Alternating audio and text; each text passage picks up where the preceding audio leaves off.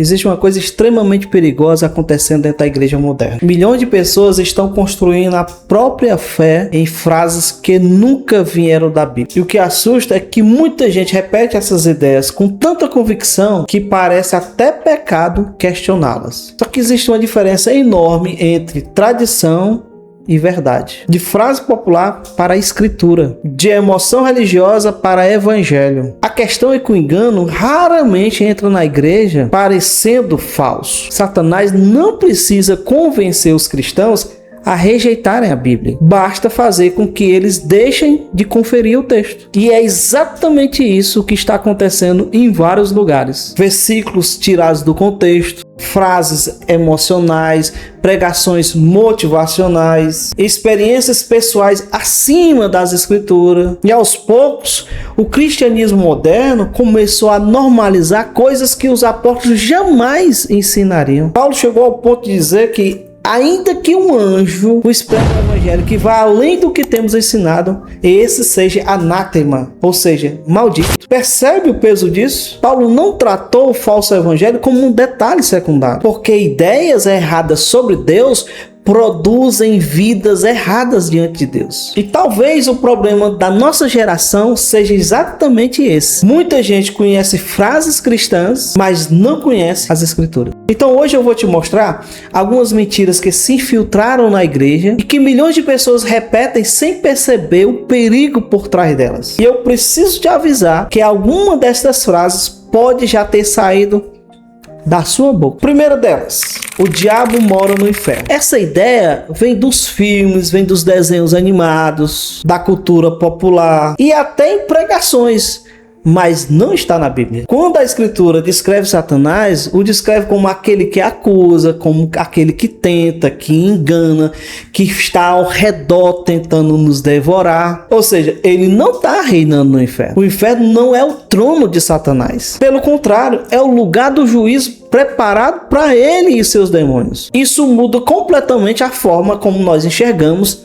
a batalha espiritual, porque muita gente vive como se o inimigo estivesse distante, quando a Bíblia alerta que ele opera no engano, na mentira, na sedução espiritual e no falso evangelho. E aí eu arrisco dizer que o ataque mais perigoso do diabo nem é mais a perseguição, é a distração. Porque uma igreja distraída, ela não vigia, ela não examina, ela não confronta mais o pecado, ela não percebe o engano. Charles Spurgeon dizia: discernimento não é saber a diferença entre o certo e o errado, é saber a diferença entre o certo e o quase certo. E é exatamente assim que as heresias entram na igreja. A segunda mentira é: só Deus pode julgar. Essa talvez seja uma das frases mais usadas para proteger pecado, porque qualquer confronto ao pecado hoje é tratado como intolerância religiosa, isso é religiosidade, isso é falta de amor, falta de empatia. Mas Jesus nunca proibiu o discernimento espiritual, ele proibiu a hipocrisia, querer julgar o outro estando numa situação vexatória maior do que o outro. Tira primeiro a trave do teu olho. Jesus diz: não julgueis segundo a aparência, mas julgueis segundo a reta justiça. Então existe diferença. Paulo repreendeu a igreja de Corinto justamente porque se recusava a confrontar um caso absurdo de pecado dentro da comunidade. Hoje muitos usam não julgueis como uma licença para viver sem correção. Uma igreja incapaz de confrontar pecado já começou a adoecer espiritualmente. Borrefe chamou isso de graça barata, que é uma graça sem arrependimento, sem transformação, sem cruz. Talvez uma das maiores provas de amor seja justamente alertar alguém sobre o caminho errado que ela está trilhando, porque o amor bíblico não é omissão, é verdade acompanhada de misericórdia. A terceira mentira: e a igreja garante salvação. Pode ser que essa frase não saia exatamente assim, mas está dentro do imaginário popular e ela é perigosíssima, porque cria uma falsa segurança espiritual, porque nós sabemos que existe gente que canta, que prega, que serve na igreja, que frequenta culto há anos, mas nunca nasceu de novo. Exemplos clássicos: Judas andou com Jesus e mesmo assim estava perdido. Os fariseus eram profundamente religiosos e Jesus chamava eles de sepulcros caiados. Perceba isso. proximidade religiosa não significa transformação espiritual. Jesus disse: nem todo aquele que me diz Senhor, Senhor entrará no reino dos céus. Isso é assustador, porque significa que alguém pode conhecer a linguagem cristã, frequentar o ambiente religioso, ter aparência espiritual e ainda assim estar longe de Deus. A igreja é importante? Sim, a igreja é importante. A comunhão com os irmãos é importante? Sim, a comunhão com os irmãos é importante. O corpo, o ajuntamento solene é importante? Sim, é importante. Mas isso não salva ninguém. Quem salva é Jesus Cristo. E existe uma geração inteira confundindo hábito religioso com conversão. Quarta mentira: se você ofertar, Deus vai te enriquecer. Transformaram o altar de Deus em balcão de negócios. A fé virou investimento financeiro. Deus virou uma espécie de gerente celestial obrigado a multiplicar os recursos dos fiéis. Mas isso não é evangelho, isso é comércio espiritual. Jesus expulsou os vendedores do templo porque transformaram a casa de Deus no mercado. E hoje estão fazendo exatamente isso, transformando o mercado em igreja. Existe uma diferença enorme entre confiar em Deus e tentar manipular Deus. A Bíblia nunca ensinou que ofertar compra o favor divino. Oferta é adoração, é gratidão, é generosidade, é fidelidade e não barganha. Paulo deixou bem claro: o amor ao dinheiro é a raiz de todos os males. Mas parte do cristianismo moderno construiu um sistema inteiro em redor da obsessão por riqueza. E o mais perigoso é que muita gente começou a medir espiritualidade pelo tamanho do patrimônio, como se a riqueza fosse a prova automática de aprovação divina. No entanto, Jesus alertou mais sobre os perigos da riqueza do que sobre pobreza. O jovem rico tinha dinheiro, mas não conseguiu largar o próprio ídolo. Talvez exista hoje pessoas dentro da igreja falando de Deus, pregando prosperidade, mas completamente escravizadas pelo dinheiro. Quinta mentira: depressão é falta de fé. Essa talvez seja uma das crueldades mais destrutivas já repetidas no meio cristão, porque transforma sofrimento em culpa espiritual. Como responder então que a Bíblia está cheia de homens profundamente abatidos? Jó, que é tão elogiado, ele chegou a amaldiçoar o seu dia de nascimento. Elias, o profeta que foi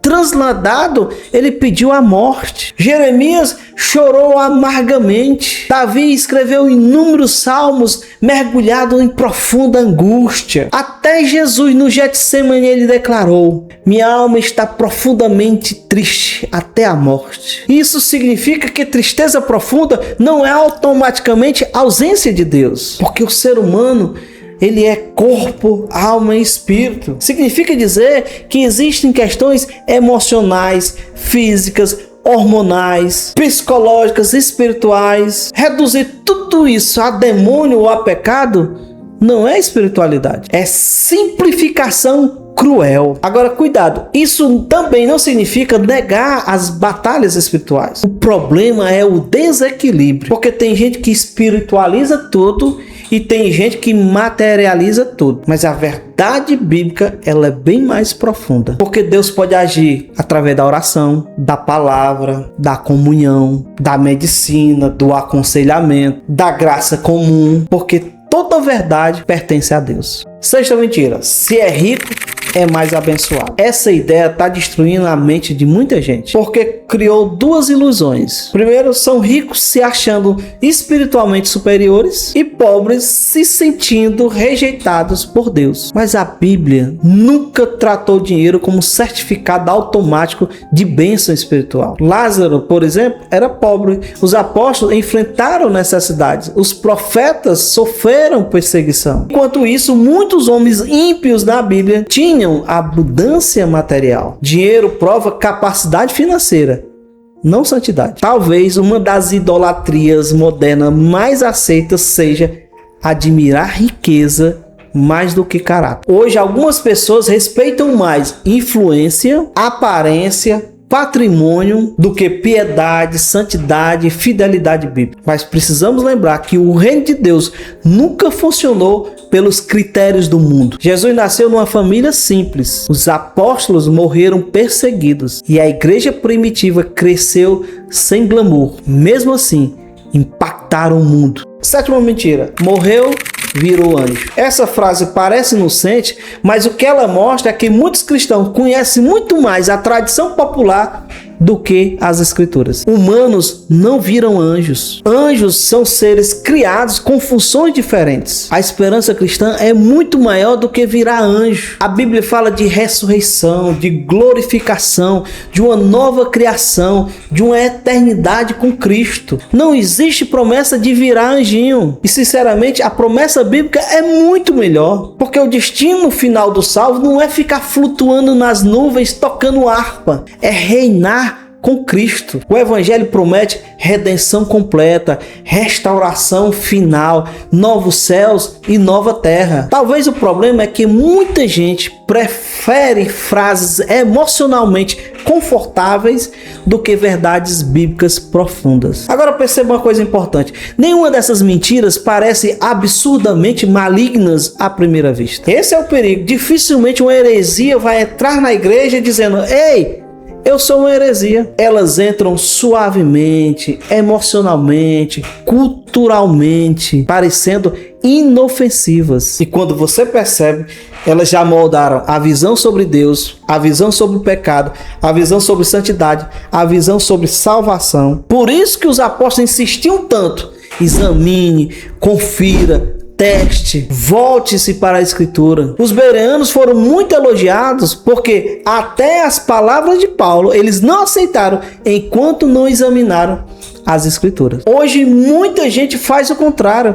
aceita qualquer frase se ela emocionalizar, se ela viralizar, se ela parecer bonita, se ela soar espiritual. Nem tudo que parece cristão vem verdadeiramente de Cristo. Talvez hoje você tenha percebido uma coisa desconfortável, que é possível passar anos dentro da igreja e ainda assim acreditar em coisas que nunca estiveram na Bíblia. Talvez o maior problema da geração atual não seja a falta de acesso à Bíblia, porque nunca tivemos tantas Bíblias, tantos vídeos, tantos pregadores, tantos livros, tanto conteúdo cristão e ao mesmo tempo nunca existiu tanta superficialidade bíblica. As pessoas conhecem frases, cortes, slogan, opiniões, mas não conhecem o texto. E quando o cristão abandona as escrituras, ele fica vulnerável a qualquer vento de doutrina. E foi exatamente isso que Paulo alertou: o outro evangelho, a outra mensagem,